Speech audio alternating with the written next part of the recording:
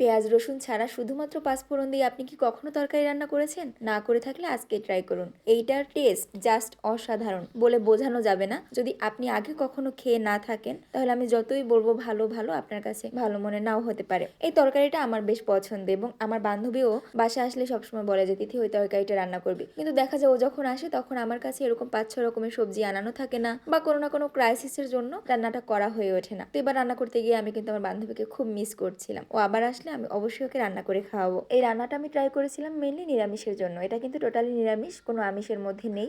আর এখানে আমি ইউজ করেছিলাম 4-5 রকমের সবজি, যেমন গোল আলু, মিষ্টি কুমড়ো, সিম এবং টমেটো। তো 4-5 রকমের সবজি ইউজ করার পরে আমি ওগুলোকে সুন্দর করে কাটলাম, কেটে কেটে স্লাইস করে নিলাম। স্লাইস করার পরে আমি কি করব, কাঁচামরিচ কেটে নিব। যে কাঁচামরিচ ইউজ করি, যেহেতু আমি শুকনো মরিচের গুঁড়ো খাই না, তো আমি সব কিছুতে কাঁচামরিচ ইউজ করি। আর সর্ষের তেল, এই যে পাঁচফোড়নটা আমি প্রথমে দিয়ে দিলাম, তারপর একটু ভেঙে ভেঙে নিলাম। পাঁচফোড়নটা ভেঙে নেওয়ার পরে ওর মধ্যে কাঁচামরিচটা দিয়ে দিলাম, তারপরে পুরো সবজিটা দিয়ে দিলাম। তো সবজিটার মধ্যে একটু পাঁচফোড়নটা যখন মাখানো হয়ে গেল, তারপরে আমি ওর মধ্যে হলুদের গুঁড়ো এবং লবণ দিয়ে দিলাম। লবণ দেওয়ার পর নাড়াচাড়া করলাম।